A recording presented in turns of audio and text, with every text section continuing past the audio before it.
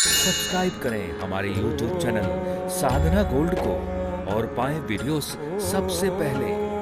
Bell icon दबाना ना भूलें। महाराज जी, हम बहुत मेहनत करते हैं पर सफलताएं नहीं मिलती। आपकी मेहनत में अभी कहीं ना कहीं कमी रह गई है, कसर रह गई है, इसीलिए आपको सफलताएं मिल नहीं रही हैं। भगवान कोई आपके दुश्मन नहीं है। लगा दो 100% अपने आप को सफल बनाने में, जोड़ दो अपने आप को सफलता के पीछे। देखो एक दिन आपके पीछे सफलता चलेगी। क्या संभव है? आज का जवान बस खटिया तोड़े बैठा है। महाराज जी, कोई काम नहीं है, रोजगार नहीं है, 4-4 घंटा व्हाट्सएप चलाता है, 4-4 घंटा फेसबुक चलाता है और कहता कोई काम नहीं है। कर तो रहे हो तुम, फेसबुक व्हाट्सएप का काम कर तो रहे हो, यही तो तुम्हारे काम है। वो कंपनियां तुम्हें काम दे के रखी है, तुम उनका काम कर रहे हो। व्हाट्सएप और फेसबुक की कंपनियां हजारों करोड़ का टर्नओवर है। फेसबुक कंपनी का हजारों करोड़ का टर्नओवर है, व्हाट्सएप कंपनी का लाखों करोड़ों का टर्नओवर है।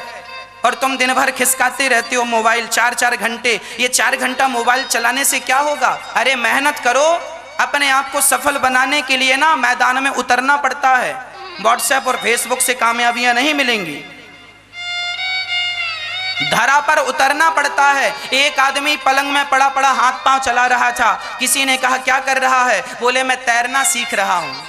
अरे पागल, तैरना होगा तो पानी में उतरना पड़ेगा, बिना पानी में उतरे तैरना कोई नहीं सीख सकता। उसी प्रकार तुम्हें यदि सफल व्यक्ति बनना है तो इस धरा पर उतरना पड़ेगा, अपने सुखों का बलिदान करना पड़ेगा, अपने आप को तपाना पड़ेगा, जलती हुई आग में अपने आप को झोंकना पड़ेगा, तपती हुई गर्मी में अपने आप को दौड़ाना पड़ेगा। तब कहीं जाकर के जब सिर का पसीना पांव में जाएगा तब तुम्हें सफलताएं मिलेंगी। सफल व्यक्ति जितने हैं इतिहास में, उनका चरित्र उठाकर देख लो। यूं ही कोई सफल नहीं बन जाता। 14 साल राम जी वनवास ना गए होते तो राम भी क्या भगवान कहलाते? राम जी को भी 14 साल वन में जाकर तपना पड़ा, तब कहीं जाकर वो मर्यादा पुरुषोत्तम भगवान बन के आए। राम जी जब वनवास गए थे तो राम जी वनवास गए थे, पर वनवास से लौट कर आए तो राम जी लौट कर नहीं आए, मर्यादा पुरुषोत्तम भगवान लौट करके आए। वो राम भगवान बन के आए। क्यों? क्योंकि तपस्या 14 साल तक तपस्या की और 14 साल में भागकर पिता के पास आ जाते।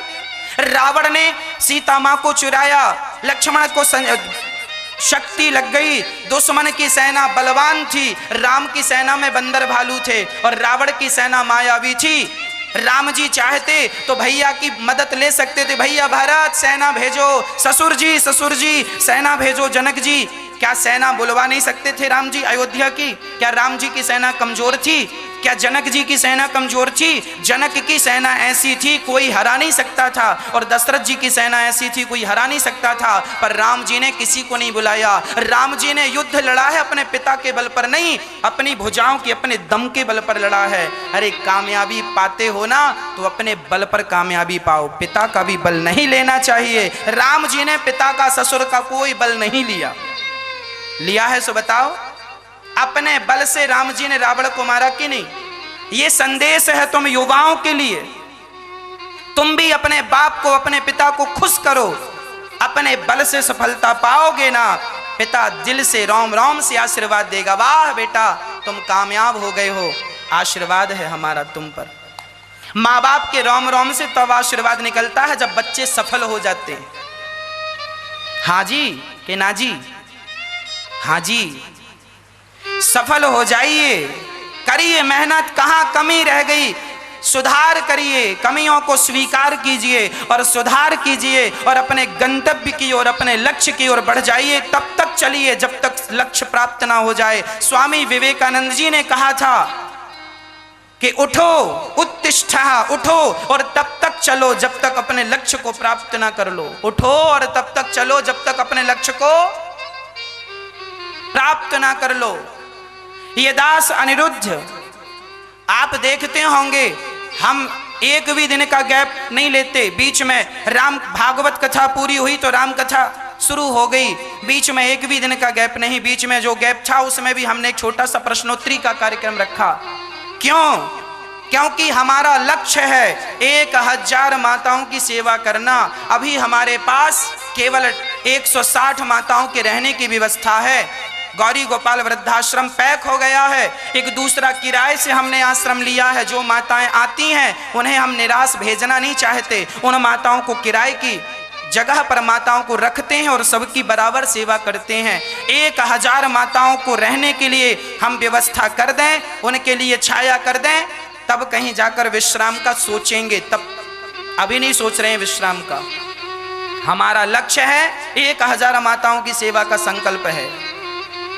इसलिए जब तक मैं अपने लक्ष्य को नहीं प्राप्त कर लेता मैं विश्राम कैसे ले लूं।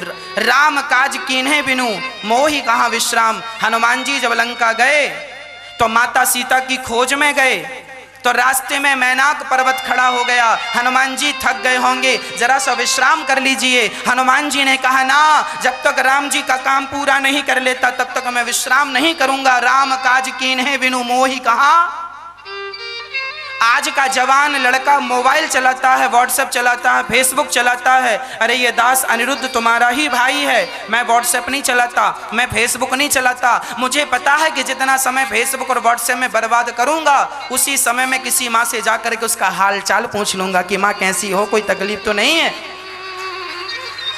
समय का दुरुपयोग करने वाला व्यक्ति हमेशा रोता है। इसीलिए प्रार्थना करता हूं नौजवान भाइयों से, आप लोग अभी देश का भविष्य हैं, आप ही भारत देश हैं। इसीलिए अपने आप को इतना तपा डालो, इतना तपा डालो कि किसी भी स्थिति से गुजरना पड़े, हंसते हंसते उस स्थिति से गुजर जाएं और कामयाब बन के चमकते हुए हीरे की तरह लौट कर घर आए।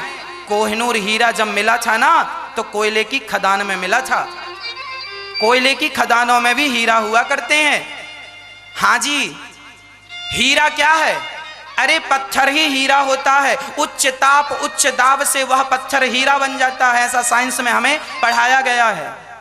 कोयला ही हीरा बन जाता है। उच्च ताप उच्च दाब से बहुत समय तक जमीन के अंदर रहता अधिक ताप अधिक दाब से वो हीरा बन जाता, चमकने लगता है। उसी प्रकार जब जीवन में तुम अधिक से अधिक संघर्ष करोगे और अधिक से अधिक मेहनत करोगे तो तुम ही उच्च ताप उच्च दाब मतलब अधिक मेहनत से अधिक लगन से तुम ही एक दिन हीरा बन करके समाज में चमकोगे।